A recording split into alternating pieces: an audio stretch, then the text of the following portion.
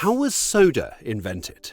Soft drinks, carbonated drinks, fizzy drinks, or simply soda? We all love these refreshing beverages, especially on a hot summer day. This love for soda is the reason why it has become the third most consumed drink globally. In the United States, the variety of soda is simply mind-blowing, with nearly 450 different options. But when and how was soda invented? And what made it so popular today? Let's dive into the video and see what no one tells you about soda. So, the first soft drinks to be sold to people started in the 17th century. But back then, it wasn't the fizzy soda we know today, but a mix of water, lemon juice, and a sweet touch of honey. It must have been a big hit, because in 1676, a special company in Paris called the Compagnie de Limonadiers was created. They were even given the exclusive right to sell their lemonade. Imagine vendors walking around the streets with tanks of lemonade strapped to their backs, handing out refreshing cups to thirsty customers. But what about those fizzy or bubbly sodas? The magic behind their fizz lies in something called carbonation. Carbonated drinks are made mostly of carbonated water, which gets its bubbles from a process where carbon dioxide is added under high pressure. When this pressure is released, like when you pop open a soda can, the CO2 escapes as tiny gas bubbles. In 1767, an Englishman named Joseph Priestley discovered how to create carbonated water. He came up with the idea while experimenting at a brewery in Leeds, England, where he cleverly suspended a bowl of distilled water above a beer vat. By doing this, he infused the water with carbon dioxide. Priestley discovered that the water treated with carbon dioxide had a crisp and enjoyable taste. So he shared his bubbly creation with his friends, who were impressed by its unique flavor. Later, in 1772, he wrote a detailed paper called Impregnating Water with Fixed Air. In this document, he explained his method, which involved dripping a substance called oil of vitriol, now known as sulfuric acid, onto chalk to produce carbon dioxide gas. He then encouraged the gas to dissolve into a bowl of water that he stirred to maximize the gas-water interaction. Then came another English inventor, John Mervyn Knuth, who stepped in and made Priestley's design even better. He created a contraption that pharmacies could actually use to sell fizzy drinks. Meanwhile, in Sweden, chemist Torbjörn Bergman had an amazing idea. He invented a device that could turn chalk into carbonated water using sulfuric acid, making it possible to create lots of imitation mineral water. This was a big deal. But it didn't stop there. Another Swedish chemist, Jöns Jacob Berzelius, thought carbonated water could use a little extra pizzazz. So he began mixing in flavors like spices, fruit juices, and even wine in the late 1700s. People were starting to see fizzy drinks as something special. And then came Johann Jakob Schwepp, who totally changed the game. He figured out how to bottle carbonated water and founded the Schweppes Company in 1783 in Geneva. His drinks became so popular that he even earned a royal warrant from King William IV. By 1843, Schweppes was selling Malvern water straight from Holywell Spring. This was all about carbonated soda. But then came phosphate soda, a popular variation of soda in the United States that appeared in the late 1870s. By the early 1900s, it had become a favorite at soda fountains, remaining popular through the 1930s. The lemon or orange phosphate was the simplest version, made with a fruit syrup, a tiny amount of phosphoric acid, and carbonated water poured over ice to fill the glass. Back then, these fizzy drinks were often served in pharmacies, making them a refreshing treat with a bit of a unique twist. So how did the craze for soda grow from a simple pharmacy drink to a worldwide favorite? Well, by the 1840s, soft drinks had really expanded beyond their original use as medicinal beverages. They became super popular and affordable, with over 50 manufacturers in London alone, compared to just 10 in the 1820s. Carbonated lemonade became widely available in refreshment stalls by 1833, and in 1845, a famous brand called R. White's lemonade hit the shelves in the UK. One big moment for soda came during the Great Exhibition of 1851 in London. Schweppes was chosen as the official drink supplier and set up a soda water fountain right at the entrance.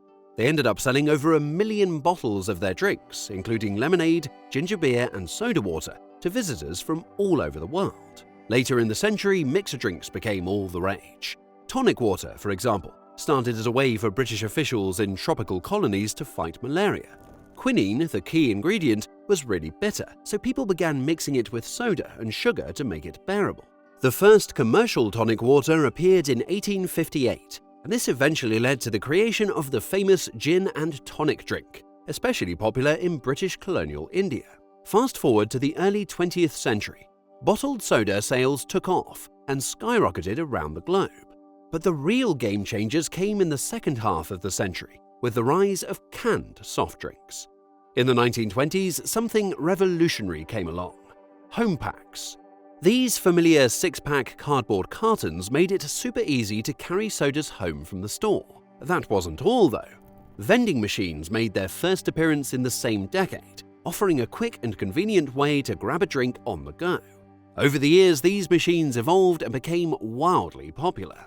Also, it was in 1952 that the world got its first ever diet soda, thanks to Hyman Kirsch, a forward-thinking pioneer in the beverage industry. Kirsch created this innovative drink with a specific goal: helping people with diabetes and heart issues enjoy a sweet, fizzy treat without the extra calories. The magic ingredient behind its sugar-free sweetness was cyclamate, a powerful sweetener that was 30 times sweeter than regular sugar but had 0 calories. But this story took a shocking turn in 1969. The FDA banned cyclamate because studies revealed it caused cancer in laboratory rats. Even today, cyclamate remains banned in the US, serving as a reminder of the risks involved with food additives. However, we do have some good diet soda options today, like Diet Coke or zero-calorie Pepsi. By the way, we have a detailed video on how Coca-Cola was made on this channel, so make sure to check that out if you're interested. Link will be in the description box. As far as the process of making soda is concerned, it is created by mixing ingredients with water, and this can happen in big factories or even right at home. At home, you can make your own soda by combining syrup or dry ingredients with bubbly carbonated water. Some people also use a natural method called lacto-fermentation to make fizzy drinks. So, this was all about soda and its invention. There's no doubt that we just love our bubbly, sugary drinks, and there's no end in sight for the soda craze. But you should never forget that drinking sugary soft drinks can actually harm your health. Yes, you heard that right. Just one can of soda contains a whopping 40 grams of sugar or more, which is way more than the recommended amount. For example, women are only supposed to have about 25 grams of added sugar a day, and men shouldn't go over 38 grams. That means just one soda can blow your sugar limit. But what does that much sugar do? Well, drinking 1 or 2 sodas every day can increase your chances of getting type 2 diabetes and metabolic syndrome. It can also raise the risk of heart disease. For every sugary drink you have, your chances of dying from heart problems go up by 10%. Even diet sodas, the ones sweetened artificially, can be harmful. For women, just 2 or more diet sodas a day can raise the risk of heart disease and strokes. Yikes. And it's not just grown-ups who are affected. Kids who drink soda over time are more likely to gain weight, become obese, or even get cavities.